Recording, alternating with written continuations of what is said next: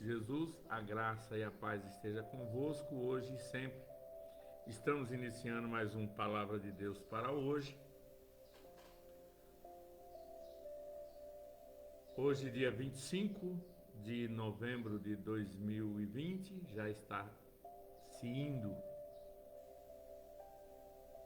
o 11º mês do ano, já estamos entrando no mês final.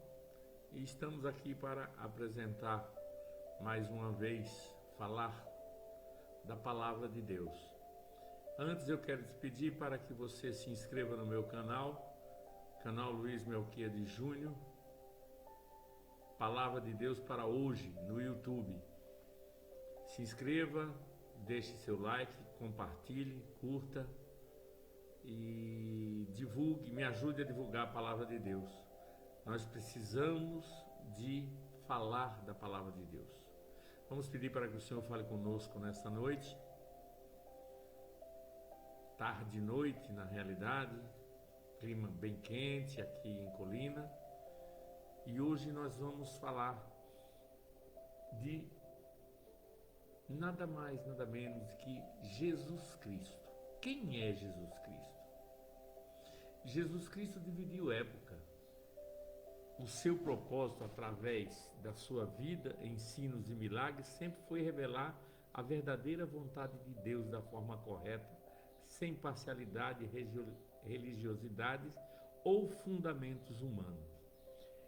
Jesus rompeu o sistema farisaico de apresentar Deus de forma vazia e hipócrita.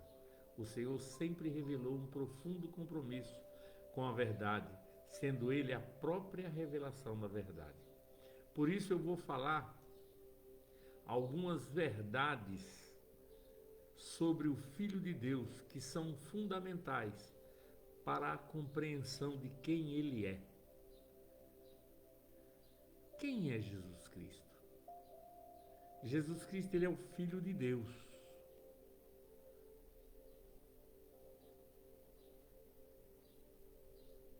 Ele é o filho unigênito de Deus. Ou seja, o único que possui a mesma essência da divindade. Ele é uma das pessoas da Trindade, uma das pessoas por meio da qual a divindade se revela. Além disso, ele é o Redentor, o mediador da nova aliança entre Deus e a humanidade. Cristo aceitou a missão de se fazer homem e viver na nossa vida, conhecer as nossas dores e levar sobre si os nossos pecados, Enquanto o homem viveu uma vida simples e era facilmente confundido com outras pessoas, ou seja, humanamente falando, Jesus Cristo não se destacava. No entanto, a sua humildade e sabedoria, além do seu poder, deixavam muito claro que era alguém especial. Enquanto os judeus aguardavam um libertador humano, ele se revelou um Salvador eterno. Quem foi Maria, sua mãe? Maria foi agraciada por Deus para ser a mãe do Salvador, segundo está escrito em Lucas 1,38. Obviamente que a escolha não foi sem razão. Ao falar com Maria, o anjo lhe diz: alegre-se, agraciada, pois o Senhor está com você. A mãe do Messias desenvolveu uma vida de intimidade com Deus, guardando sua palavra e conservando seu corpo em pureza diante dele, mesmo sabendo que poderia sofrer drásticas consequências, como apedrejamento, a morte. Ela aceita a missão. Era uma missão sem precedentes. Ou seja, Maria assumiu um risco altíssimo ao aceitar ser mãe terrena de Jesus. O Antigo Testamento não revela nada parecido. Contudo, através do profeta Isaías, ele avisa que a Virgem daria à luz a um filho, e este seria um grande sinal da parte de Deus, que revelava o Salvador. Você pode ver isso em Isaías, capítulo 7, versos 14. Como foi o nascimento de Jesus? O nascimento de Jesus é um dos maiores exemplos de humildade da história da humanidade. Porque mesmo sendo ele Senhor, Rei eterno, se fez homem e nasceu em uma manjedoura, junto com os animais, segundo consta em Lucas 2, verso 7. Há um texto na carta aos Hebreus que particularmente me emociona muito. E o texto está, Hebreus 5:8. Embora sendo filho, ele aprendeu a obedecer por meio daquilo que sofreu. Ou seja, parte do plano de Deus no nascimento de Jesus Cristo era que ele vivenciasse as nossas dores para entender o nosso sofrimento. Como Deus, o mestre dos mestres, nunca se cansou, sofreu, sentiu dor de cabeça ou dormiu.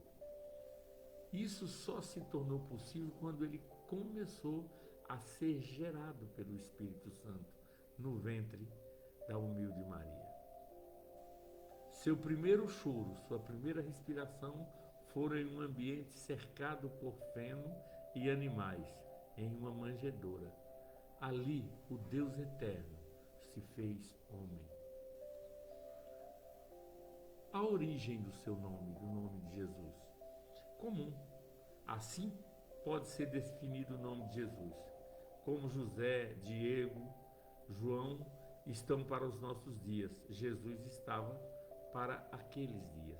Ou seja, Jesus Cristo não veio com um sobrenome real, fantástico, inspirador.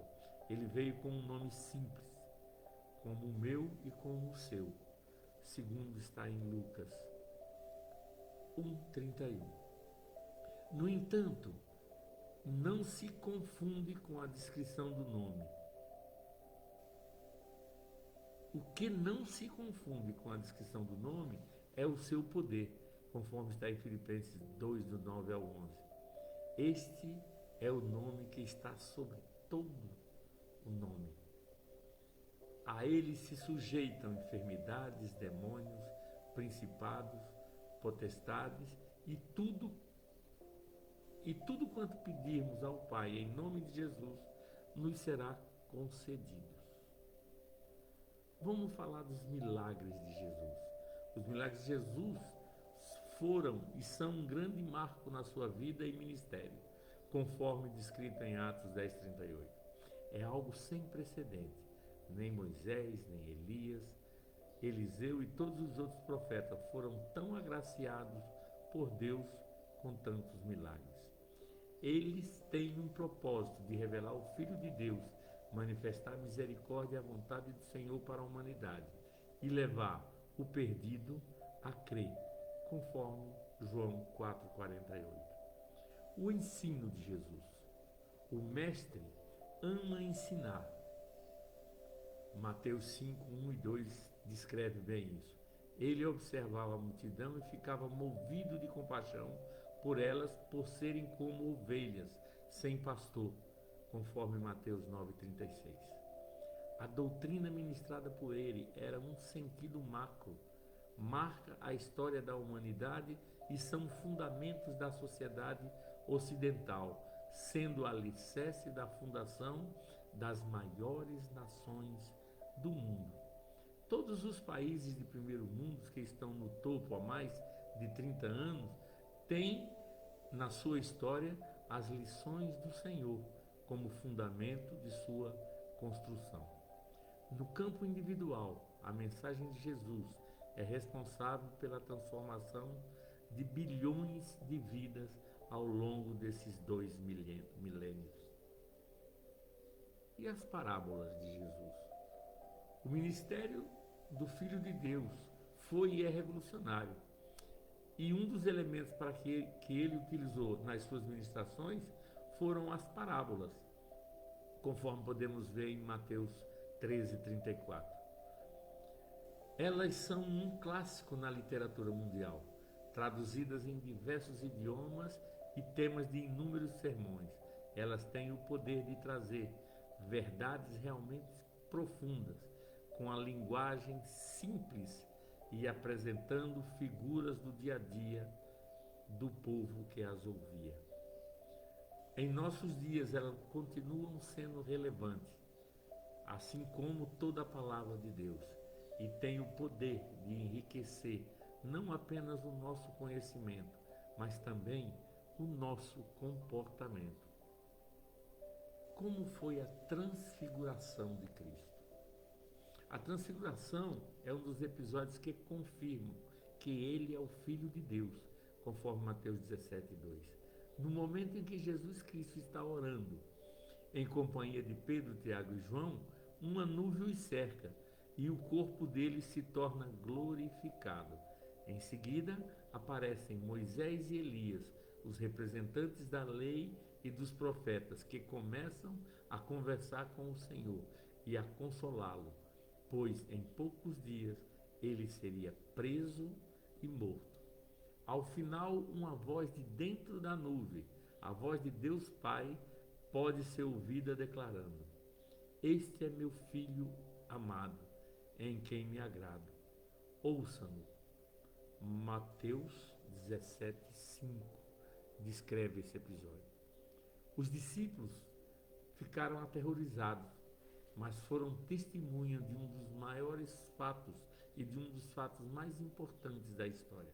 Posteriormente, eles poderiam dizer com muita propriedade que Jesus Cristo é realmente o Filho de Deus. Os títulos de Jesus. Ao longo da sua vida e ministério, o Messias recebeu inúmeros títulos. A grande maioria deles já havia sido previsto por meio das profecias. A seguir, ele verá a lista de todos os títulos pelos quais o Senhor Jesus era chamado. Veja bem, primeiro título, Filho de Deus. Em diversos lugares da Bíblia, que a Bíblia afirma que Cristo é o Filho de Deus. Por exemplo, João 1,34, Marcos 1,1, Mateus 16,16, João 1,49. Isso significa, dentre tantas coisas, que Cristo possui a essência de Deus, além do seu nascimento virginal, e a sua vida é ímpar. Nunca se ouviu alguém capaz de operar tantos milagres como ele. O seu repertório inclui diversas ressurreições de mortos, cura de cegos, poder sobre a natureza, tipo andar sobre as águas e acalmar a tempestade. Além disso, o Senhor morreu e ressuscitou ao terceiro dia, fato que foi testemunhado por um bom e grande número de pessoas. Jesus Cristo existe antes de todas as coisas. Ele esteve com o Pai e o Espírito na criação. Sem ele, nada do que existe teria sido feito, conforme descreve Colossenses 1, do 13 ao 20. E por fim, ele é o único capaz de reconciliar a humanidade com Deus. Não há ninguém no céu, na terra ou debaixo da terra capaz ou apto a restaurar essa comunhão. Somente ele, conforme diz 2 Timóteo 2,5. Outro título de Jesus, o Filho do Homem. Na cultura hebraica dos dias do Senhor, essa expressão se referia a alguém de posição humilde e sem privilégio.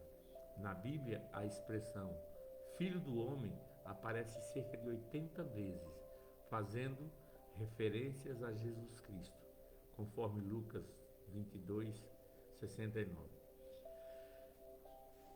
Ela pode apresentar dois sentidos: o Messias como ser humano e normal, e ou o Messias como Filho do Homem, que aparece na profecia de Daniel 7:13 e 14. Não é incoerente afirmar que Cristo tem usado essa expressão com ambos os sentidos, já que ele era 100% humano, como o Messias prometido. Por isso, essa expressão, o Filho do Homem. O Filho de Davi, por inúmeras e longas batalhas, o Senhor Deus deu descanso a Davi de todos os seus inimigos. Mas ao se ver morando em um palácio confortável, luxuoso, o rei teve o desejo de construir uma casa para o Senhor e para a Arca da Aliança. A voluntariedade de Davi chamou a atenção de Deus, o qual prometeu ao rei que seu trono seria perpetuado. O herdeiro de Davi governaria para sempre Israel, conforme 2 Samuel 15:17. Quando as pessoas viram a Jesus, tudo o que ele fazia, reconheceram que ele era esse filho de Davi, conforme Lucas 18:38. O Rei eterno de Israel. Outro título de Jesus, o bom pastor. As funções de um pastor são basicamente três: guiar, proteger e alimentar. É exatamente isso que Jesus Cristo se propõe a fazer por aqueles que creem nele, conforme João 10:11. Guiar, proteger e alimentar. Ele é tão dedicado à sua tarefa que deu a sua própria vida para guardar as ovelhas. Ele reflete exatamente o pastor descrito por Davi no Salmo 23, inspirando confiança, esperança e cuidando mesmo em face da morte. Outro título de Jesus é o caminho. Jesus não apenas nos guia, ele é o caminho. É o caminho que nos leva ao conhecimento de Deus e nos leva para o céu, conforme João 14:6. Um pecador que sente o peso do seu pecado e quer livrar-se dele, e na busca pela redenção, encontra um evangelista que o orienta a seguir pelo caminho estreito. Jesus é esse caminho. Ele é o único capaz de promover essa condução de maneira correta e garantida. Jesus veio de Nazaré. Era assim que ele era chamado. Mais um título, Nazareno. Jesus Cristo era chamado assim pelo fato de ter crescido em Nazaré, segundo Mateus 21:11. Uma pequena cidade do interior da Galileia. Nazaré não foi agraciada com uma rota comercial importante ou mesmo com um grande centro acadêmico. Era uma típica cidade do interior. Mas, além do mais, Nazaré, ou mesmo a Galileia, nunca havia sido berço de nenhum profeta em toda a sua história, conforme descreve João capítulo 7:52.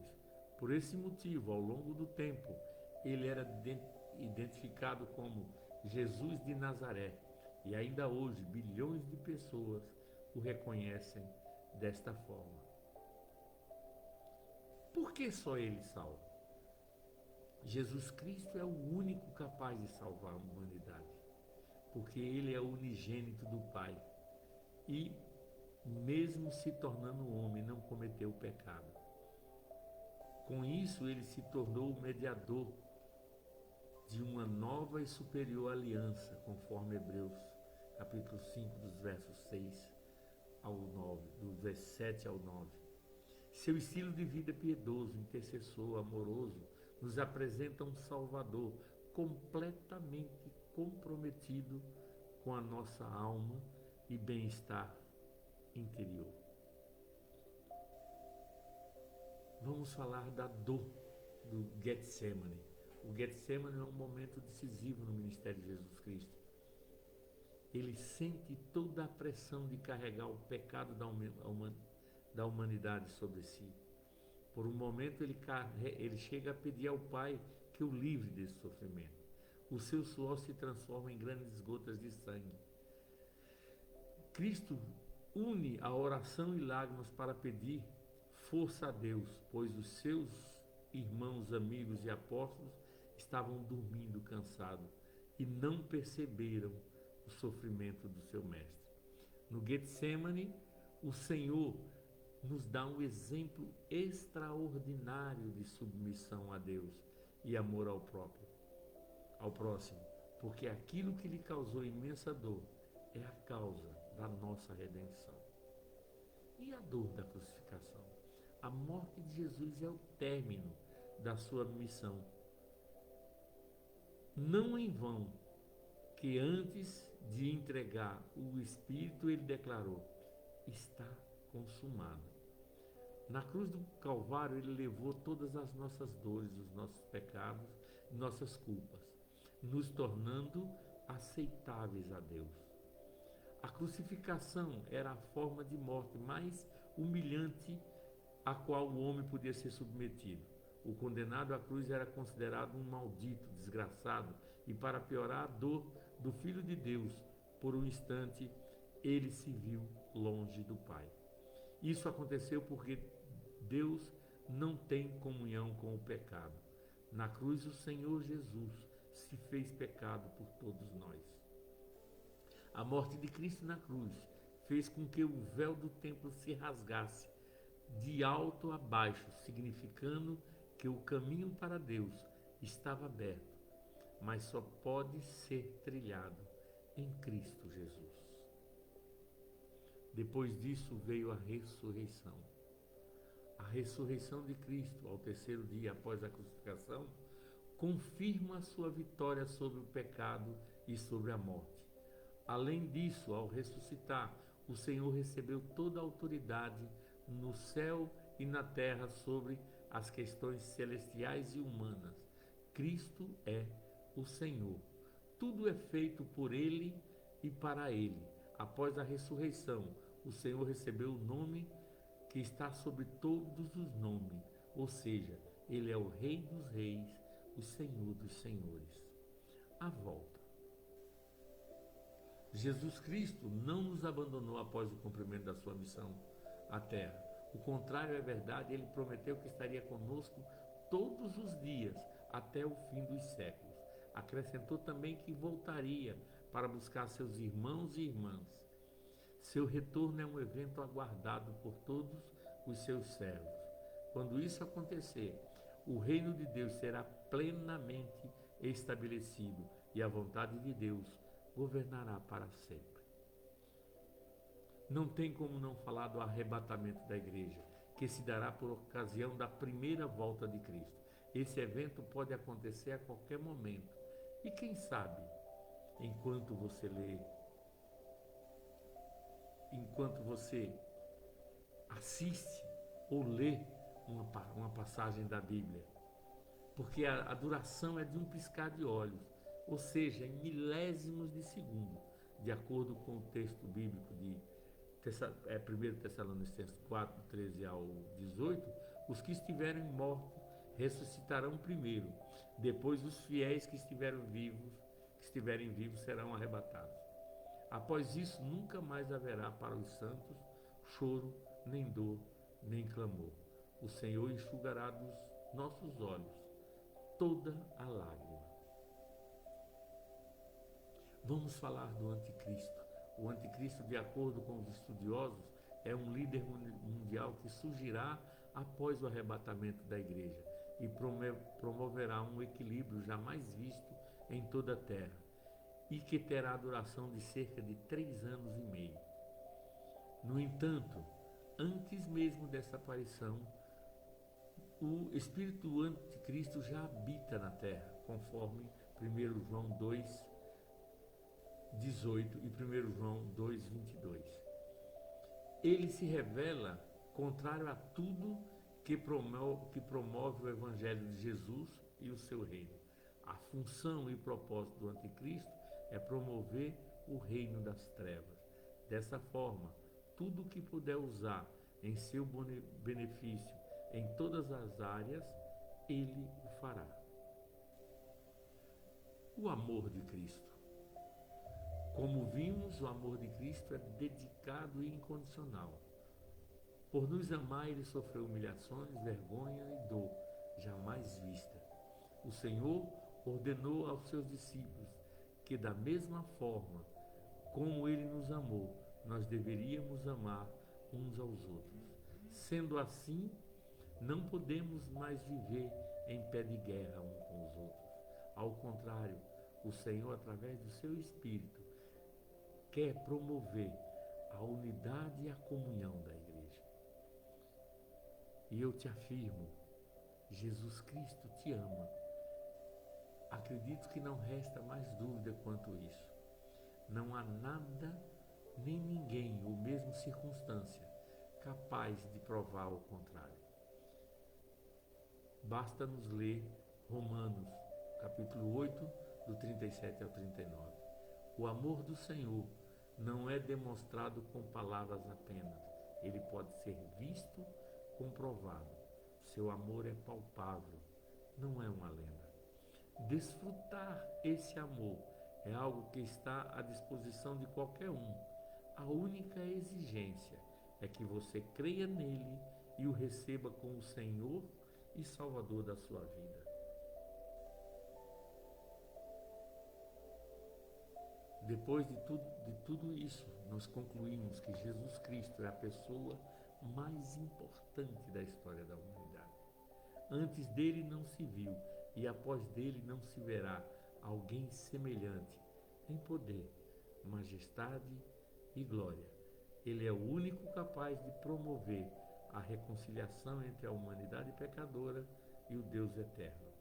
Recebê-lo como Senhor e Salvador da nossa vida é o caminho para nós sermos feitos filhos de Deus. Que Deus os abençoe. Que o grande amor de Deus, que a graça maravilhosa do nosso Senhor e Salvador Jesus Cristo esteja convosco hoje e sempre. Não perca amanhã palavra de Deus para hoje. Espero que você tenha entendido e que você veja com mais tempo na nossa página no nosso canal do YouTube essa palavra que nos revela quem é Jesus Cristo. Ele é o único capaz de promover a reconciliação entre a humanidade e o Deus eterno. Jesus Cristo é a pessoa mais importante na história da humanidade. Receba o meu beijo, o meu forte abraço e saiba, eu te amo em Cristo Jesus. Vamos desfrutar desse amor incondicional que Jesus tem para conosco. Deus os abençoe. Até amanhã, se Deus quiser. Graça e paz.